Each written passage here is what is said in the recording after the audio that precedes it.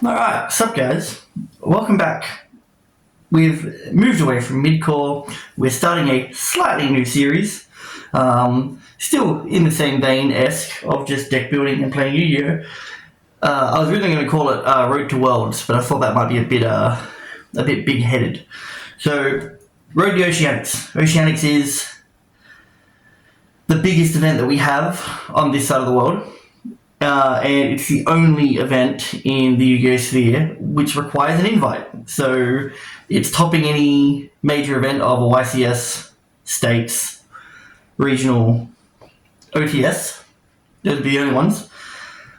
They're all like, I don't know what the tiers are, but Oceanics is that big one that gets us to Worlds, pretty much. And so realistically, it's just going to be get an invite. And so I have decided for the season, I thought it was going to be Vanquish Soul. I really did.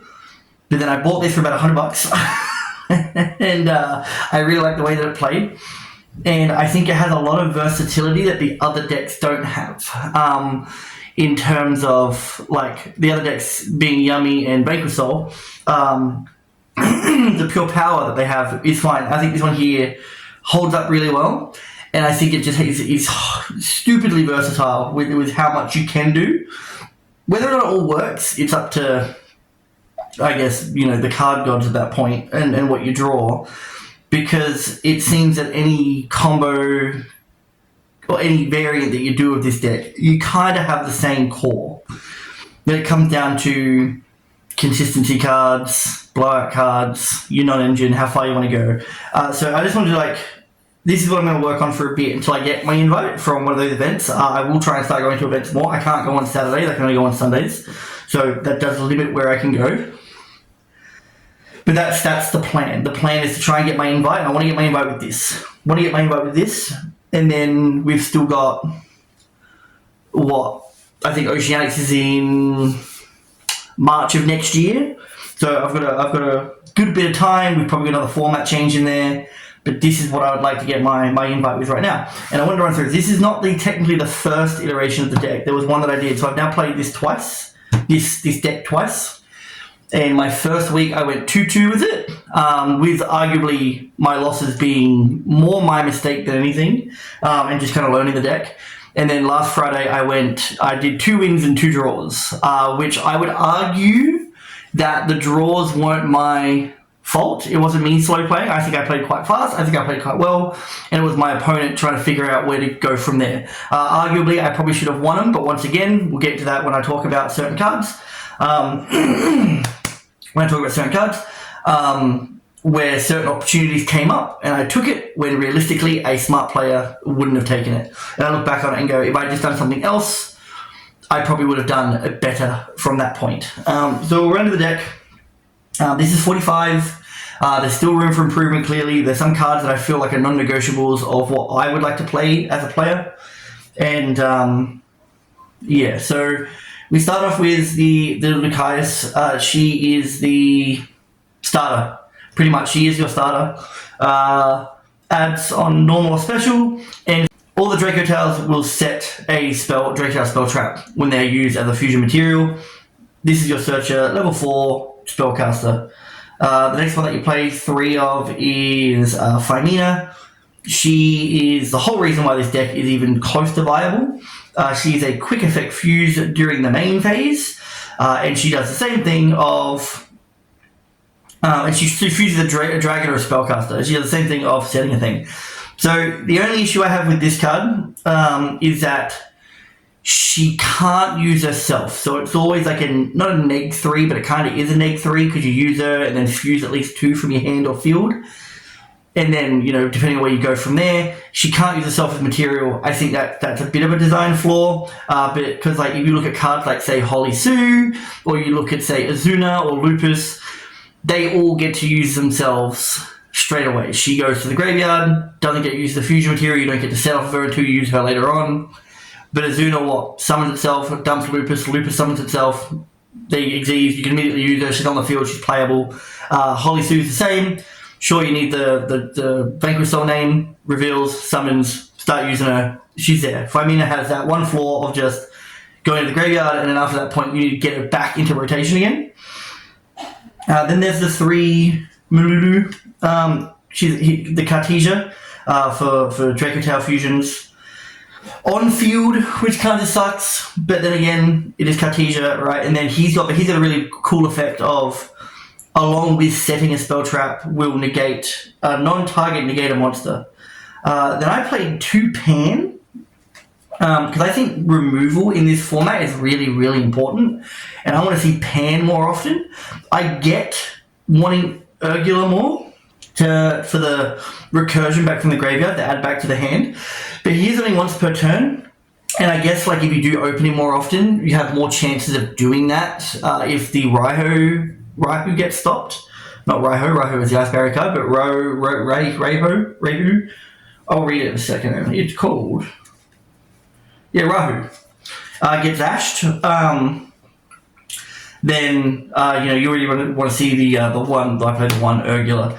Or you already sent it in the head. So I get that kind of thing, but I think that the removal's better. And then it sets. And Urgula does pops a spell trap and sets when he's used for a fusion. Pan will, if a fusion monster is popped, I think there's another reason why I like Pan in the graveyard more than Urgula. During my opponent's turn at least. Because getting to Urgula is not hard. But getting to Pan and having Pan in hand for your opponent's turn, I think is more important.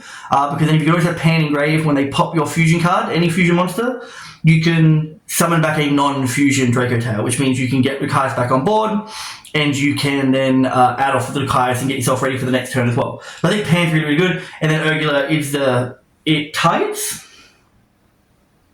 spellcast Draco Tail monster in the graveyard. I don't think it should target, because your targets are pretty limited between Phimina and Lucaris half the time anyway. Shouldn't really target, and realistically at that point, they're not doing anything anyway. Like, what? You're hoping not to get called by, but on your turn, it's DD Crow, right? So that's the Draco Tail stuff.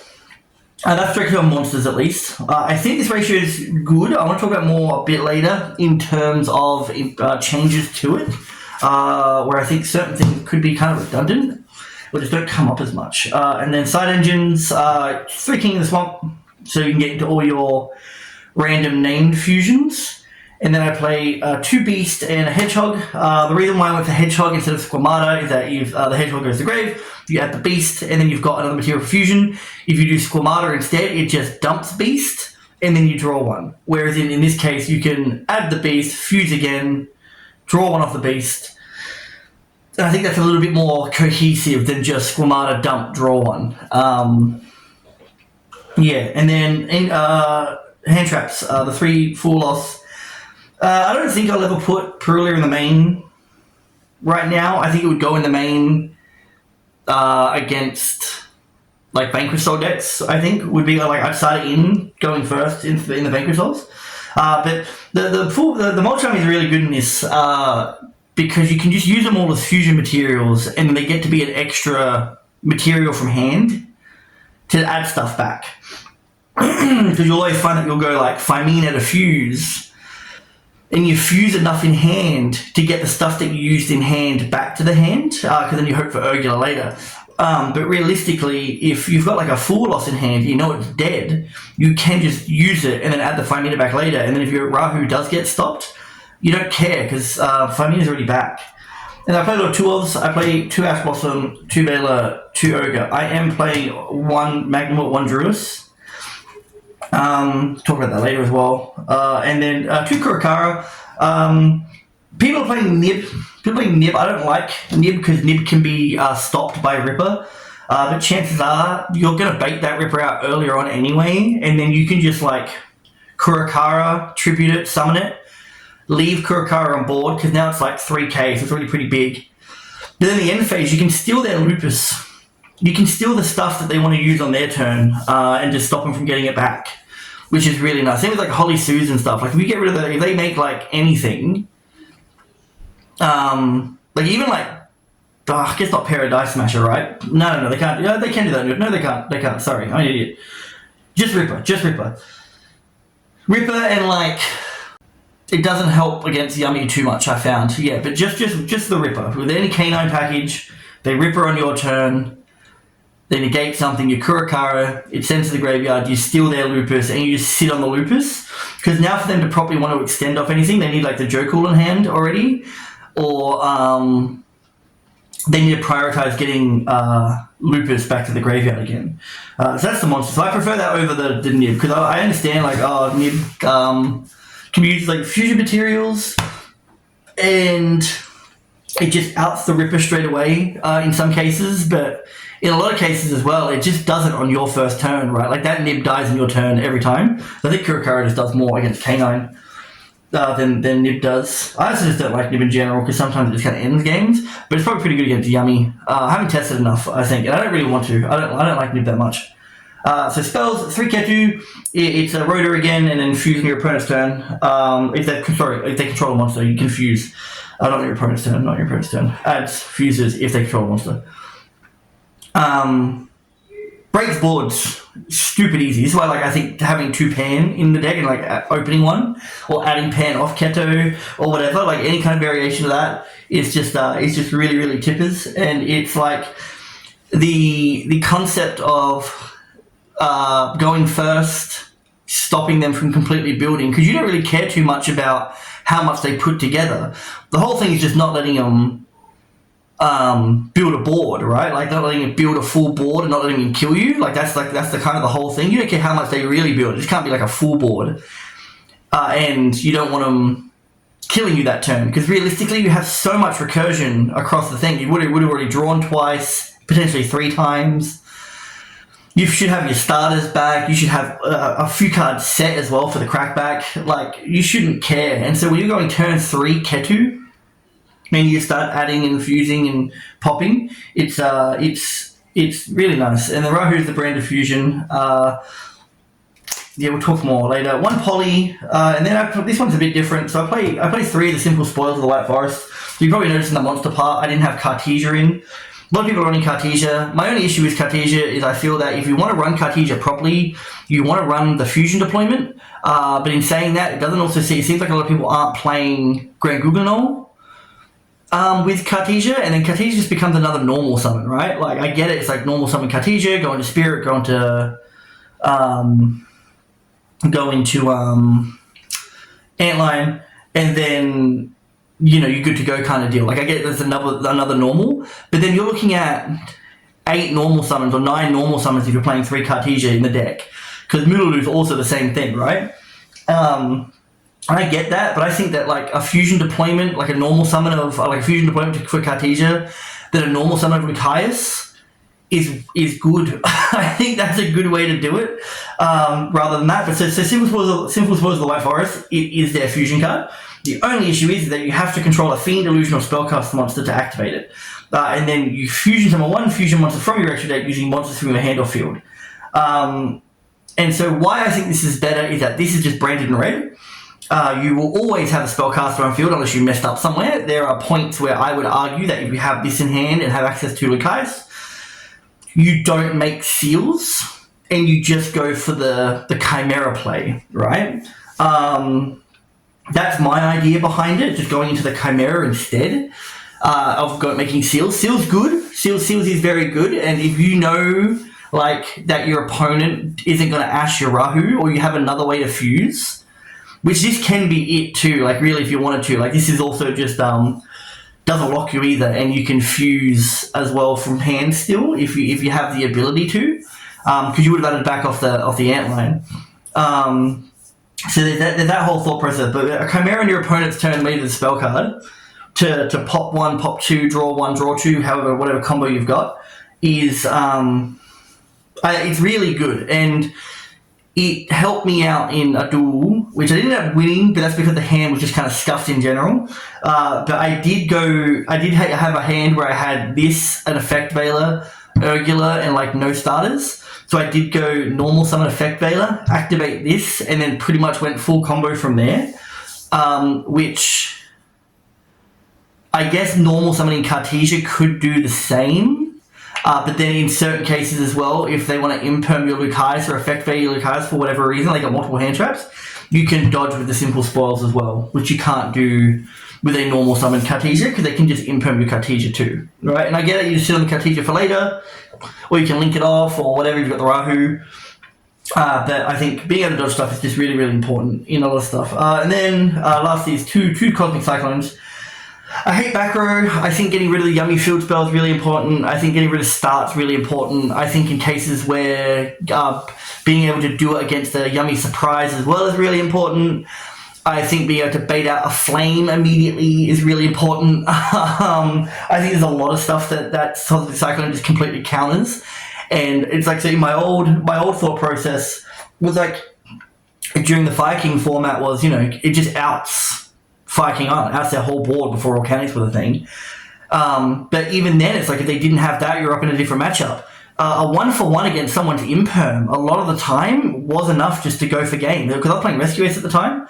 So an imperm on a Turbulence, an imperm on a Hydrant or a Lifter, and I had nowhere to dodge it with no emergency, would be game. But a Cyclone getting rid of it, it just increases playability. Sure, you're only playing with a forward card hand then, but kind of who cares? Because especially in that format, there were just so many times that they were going full board anyway. So you're just sitting there going, well, if I had 3 hand traps, sure, maybe it would have stopped it. But even then, they were probably still getting to something pretty playable, pretty offensive.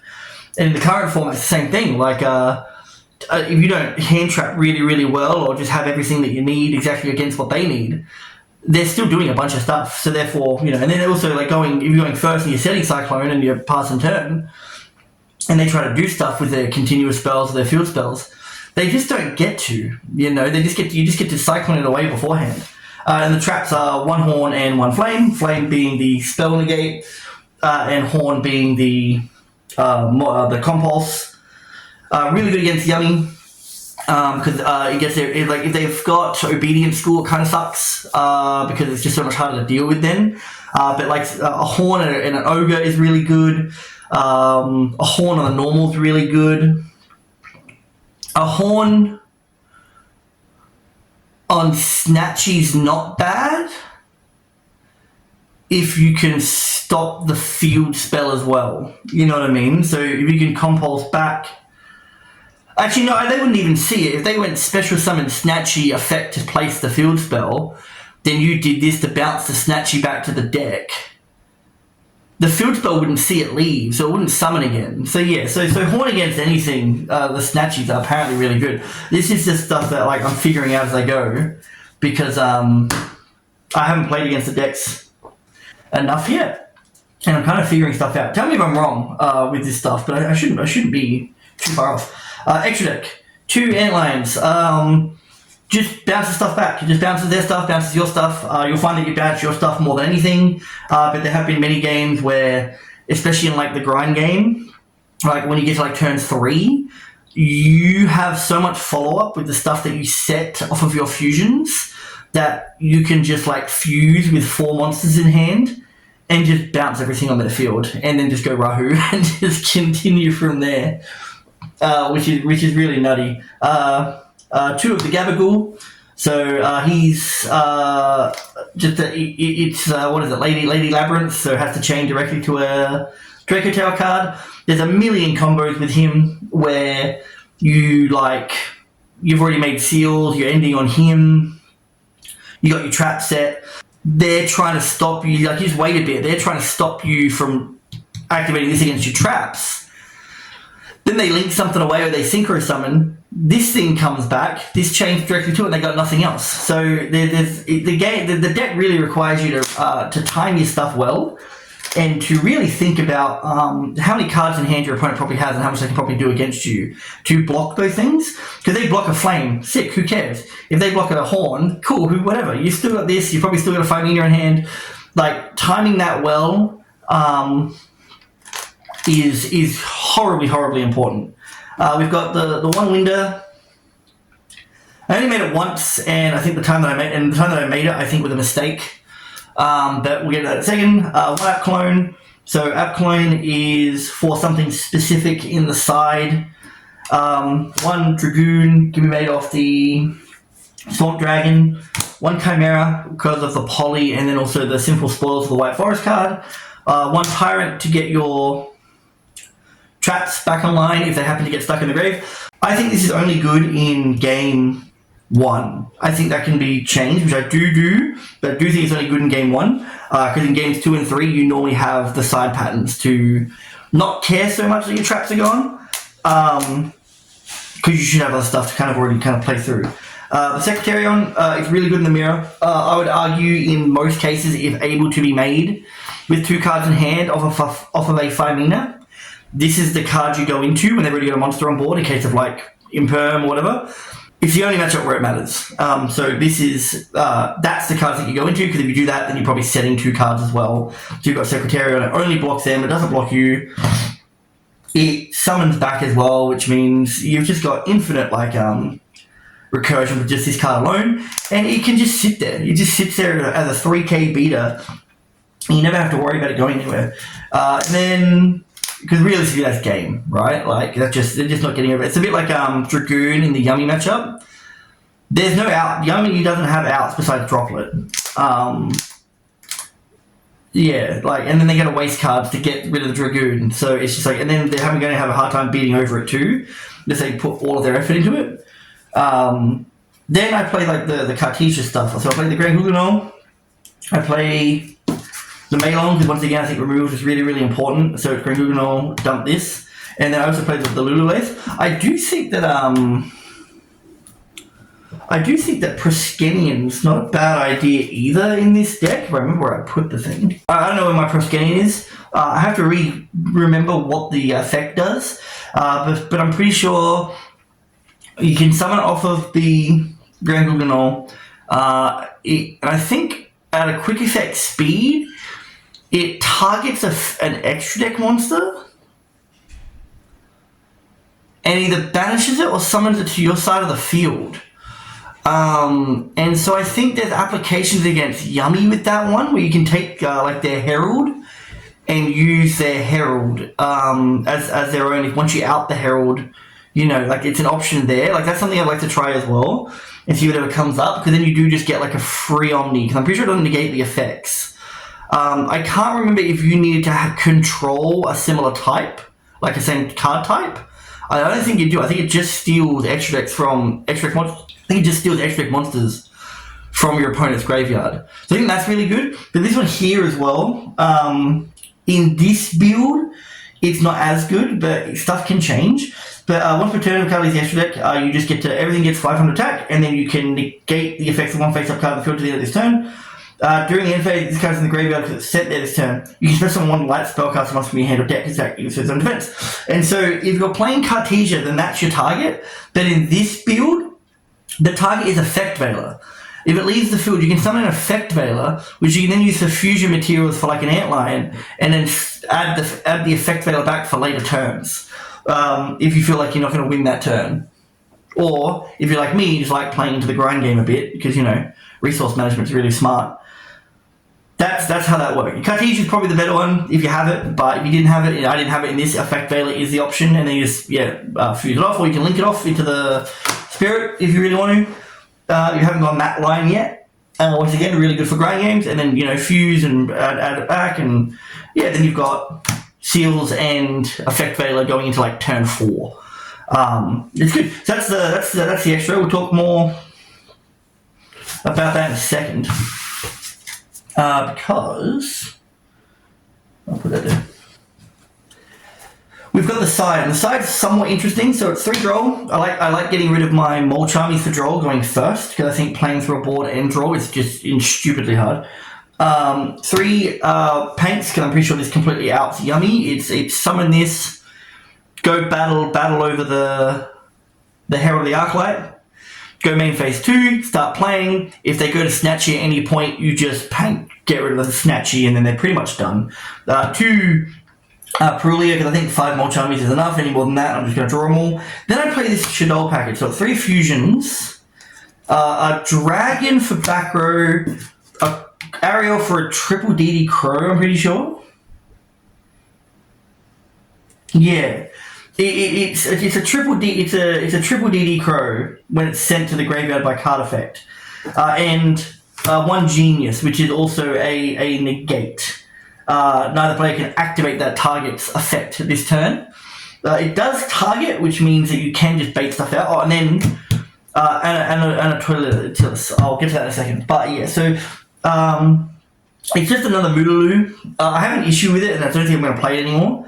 But like the concept was cool, and I've never seen anyone play it. But there's an issue with it inherently, which I'll get to in a second, depending on, once again, like just how games go, right? So we've got the Annoyutilus, right? So I don't care about her effect. She's sided in over Tyrant Dragon every time. And the reason why is because it turns Shadow Fusion into a starter. Because Annoyutilus' fusion material is a Shadow monster and a water monster. Which means that Phymena is a legitimate target material from the deck. So you can send the Phymena, then you can set any of your Draco Tail stuff, so your Keto stuff. Keto would be the argument of having a starter, right? So yeah, so she turns Shadow Fusion to a starter, and Shadow Fusion has to be the most broken board breaker ever, with the app clone. That's why I think that Genius isn't too necessary to have, because in most cases you can go like a Shadow Fusion, send Dragon, Ariel, and make app clone. It's a triple DD Crow, a spell trap pop, and then a monster negate all in one chain. Which is why I think that maybe Genius isn't necessary. But the Annoyutilus is necessary, but if you're playing the Shadow Fusion stuff to get into a Phymena, which gets you into Ketu and whatever else you might have in hand. And yeah, that pretty much just rips through their board off one card.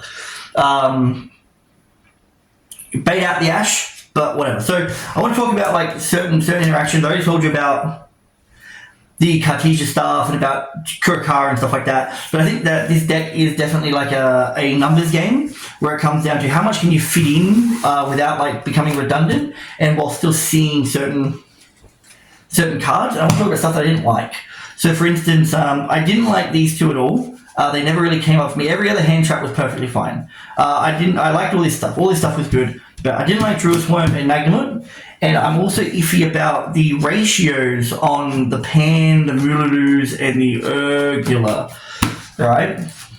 So spells and traps, perfectly fine. You can't go anywhere different from that, right? But these two, I think, can go. And I think Genius isn't worth it because you'll normally make the app clone if you're not going for Annoyutilus, right, to get to your starter. If you've got your starters and you're already set up and you're already good, then you should all Fusion for Dragon, Nail Shadow, Ariel, and make app clones, and then your board's insane. You've already done so much off one card, right? Yes, I didn't like these three. And so with this ratio here, I'm always thinking that 3 Moodaloo isn't necessary. I just do, especially if you want to play Cartesia. There's an argument where you just drop a Moodaloo, alright?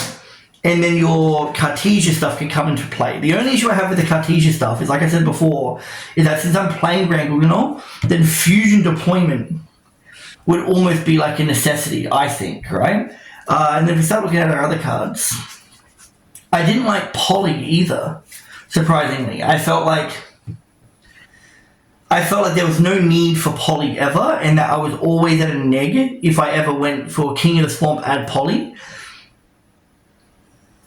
But I don't know. I think this is where like it just comes down to I don't know enough so far about certain matchups because I just haven't seen it enough.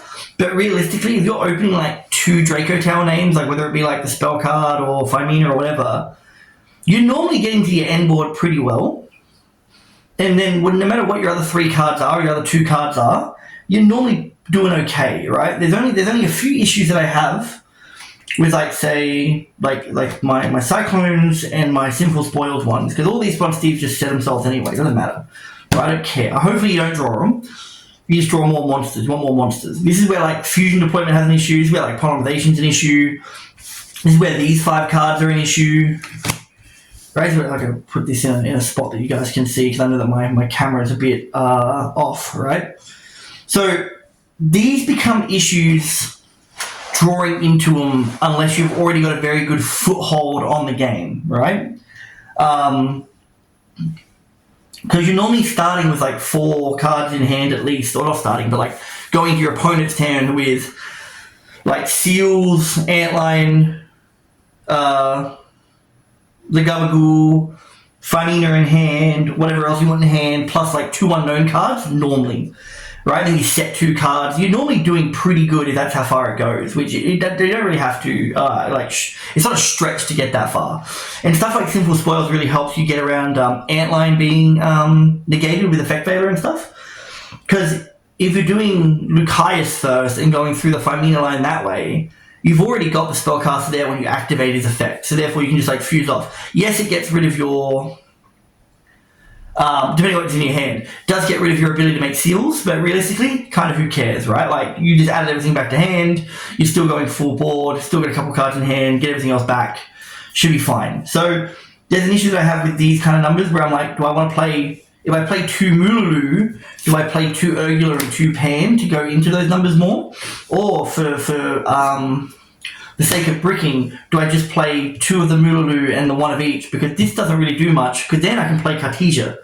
Because I'm taking out 1, 2, 3, 4, 5 cards, so I'm put this aside, right? Then 2 Cartesia and 3 deployment still keeps me at 45. And I'm happy to sit at 45, because there's really only like a couple of bricks in the deck that you don't want to see, which are the traps, right? Everything else you're happy seeing in some ratio, as long as it's not like, you know, just 5 hand traps. It doesn't really work, right? But then this means that like Cartesia doesn't always have to be a normal summon because you always have the ability for fusion dupe. It means that Cartesia can come out early and dodge stuff if need be. The only issue, what's the ratio on that? It's what, Lucaeus? Yeah, because if you're playing full combo, you're already going into Nibiru anyway. This is the idea that I'm thinking about for next week that I want to kind of mess with. Because yeah, I don't like the Poly. I didn't like the Magnum and the Drill's Worm. They just never really came up. And the fusion dupe immediately gets me to a fusion without normal summoning. Where if you were to normal summon Cartesia, they're straight away going to go, oh, I'll imperm that. Because it's done.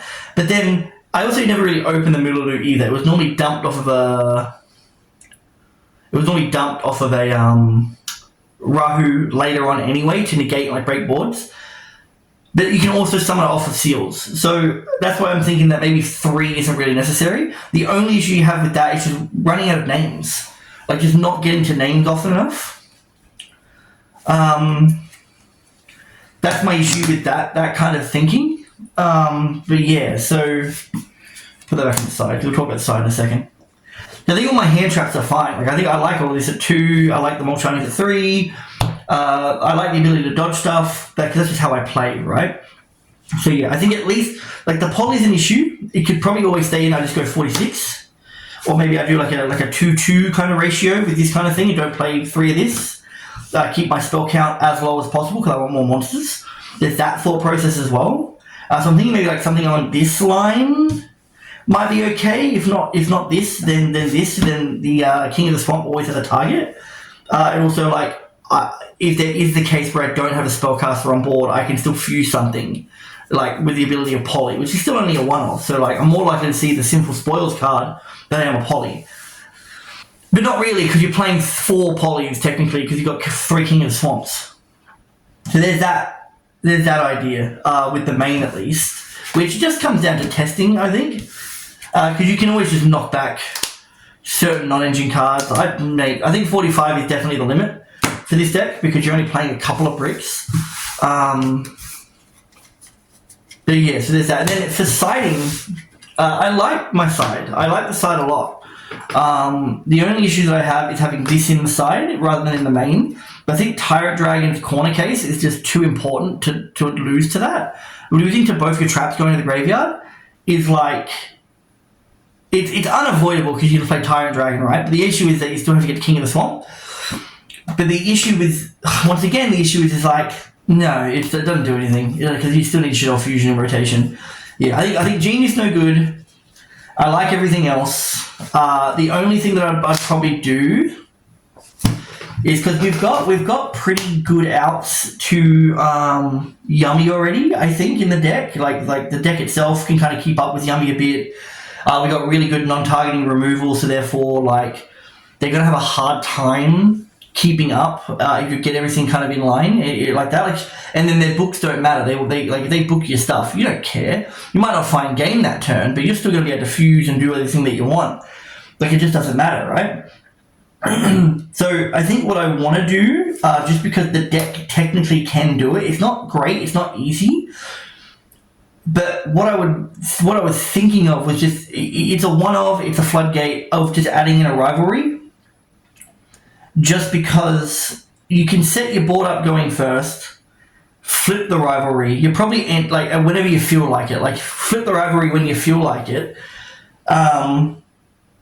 Because at most you lose the Gabagool instead, right? Like if you don't end up using it, but if you do use it and you flip rivalry, get rid of the Gabagool, then Vanquish Soldiers can't do anything anymore, right? Because none of their types are the same.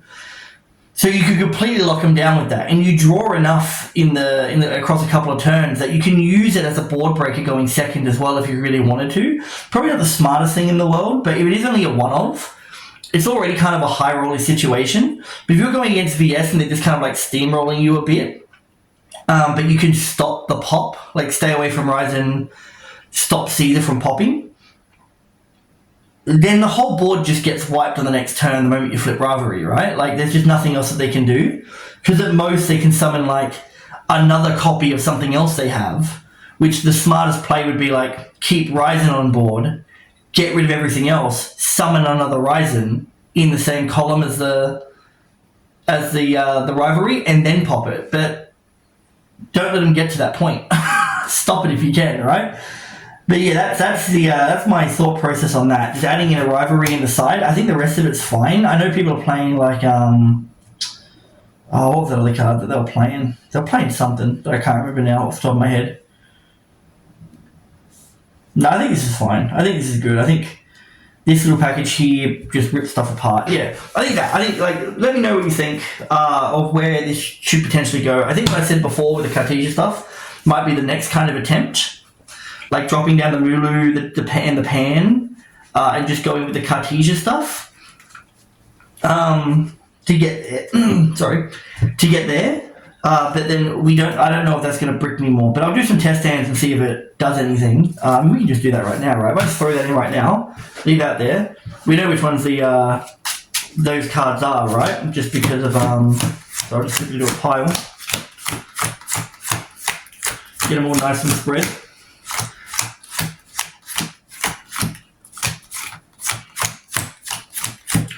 I do that, but what we can do is just like we've piled it now. We'll shuffle it a few times. I do my little bullshit shuffle that I do. Right, not looking. We cut it. We set it. We draw the top 5. Right, and up. So in terms of going second, pretty damn good, because our top deck is another deployment, which kind of sucks. Going first, not too bad. We're sitting on like the Rahus, the Fuse, deployment for Cartesia. It's not bad. It's not the worst thing in the world. Could be better. That's the first hand already looking kind of false. So the Draco Tower name would have been good in there, and that's the argument, right? Is how much is it going to get in the way of opening Draco Tower names? Because at the same time, I can just get rid of the fusion deployment and keep Cartesia as a normal summon, like that kind of, or just as a constantly recurring monster. All right.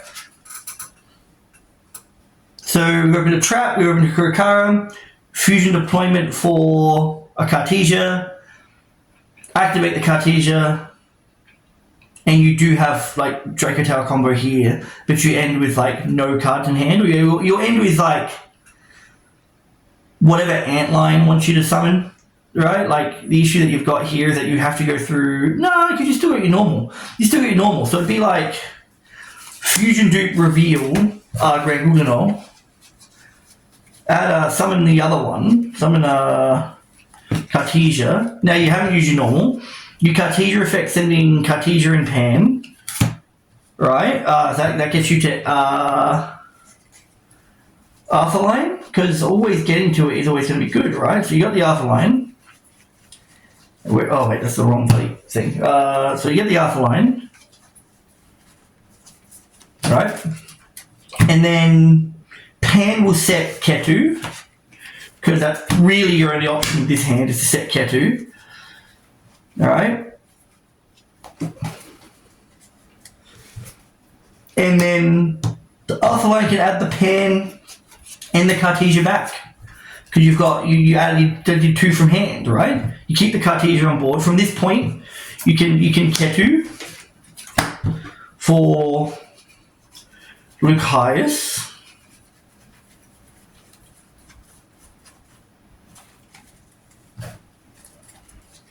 I just realized I didn't put any of my actual names in there. This doesn't do anything.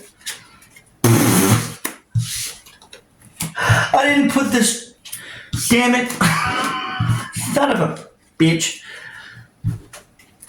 I didn't put the Draco tail names back. I was wondering why, which by the way, only had the Pan in there, opened the Pan, and got your full Draco tail combo, just so you know, without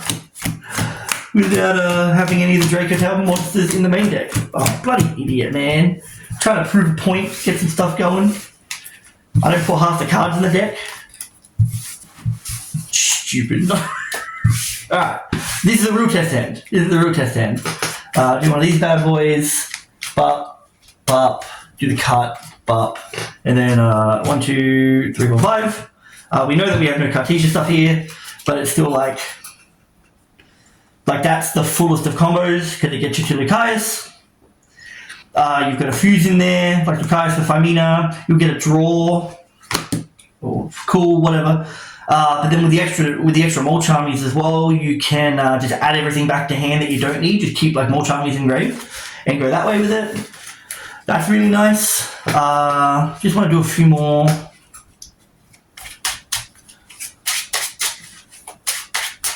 Quick, do that.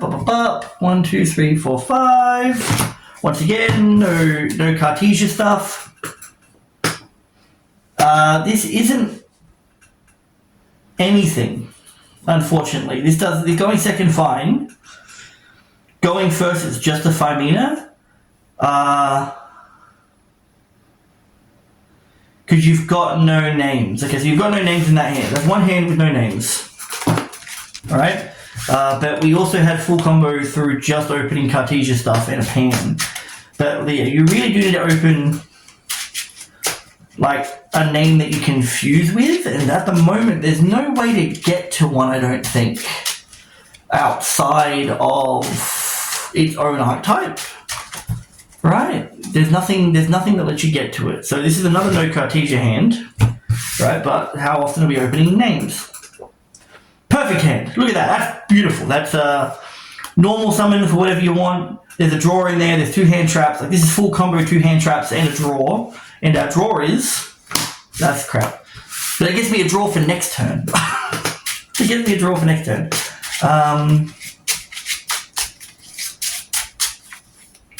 Because I mean, look, you're going to have some hands, but it just comes down to, do we want 3 Moolaloos? Do we want more Pans? 1, 2, 3, 4, 5. Because that's the argument. Like, if I dump the fusion dupes, you know, not a complete downgrade playing the fusion dupes with the Cartesia as well. Like, it doesn't seem to be bricking a whole lot. Because you're also keeping your normal summon. And keeping your normal summon, I think, is really important for the Lucius. Because on your turn, there's no way to bring that thing back to the field. You have no real ways of just, like, special summoning for the sake of specialing. Just one more quick one. I'm not going to combo it. I'm just going to, like, look at 1, 2, 3, 4, 5. Right, we actually got a Cartesia one in this hand. and it's Fusion Dupe. There we go. So there we go. So that's, I don't know, man. I think maybe the Fusion Dupe and the Cartesian are really good add. The Moodaloo being and the Pan being at 1 or 2, Moodaloo being at 2 and the Pan and the Urgular being at 1 doesn't seem to be too much of an issue. Get on top of each other. Fire out. Because then from this case, it's just Fusion Dupe for Cartesian, normal Lucai's, and you're protected from imperms for the rest of the duel, pretty much. You have the ability at some point to get into another draw. You'll be able to set multiple. You've still got the Cyclone to get rid of field spells. Well, Cyclone is your non-engine, right? Like whatever you feel like doing for non-engine. But yeah, that's the list that I'm currently running with. I need new sleeves. Can I still do that, or no? I can't. I need new sleeves. So that's the deck list that I'm thinking. That's the deck list that I was playing. Those are the changes that I am considering going into the next couple of weeks to really figure out this deck. So if you have any, I'm going to post this to the Draco Tail Facebook page and see what you guys think, because you guys seem really into it. But yeah, that's the list. And sorry it's a bit long, a couple mistakes in there. Not put my Draco Tails in the deck. Oh, why can't I find any Draco Tails? They weren't in there. But yeah, that's what I'm going with. I want to get to Oceanics this year, would be nice. I want to get my invite, and we'll go from there. But thanks for watching, and I'll see you next time. Take it easy.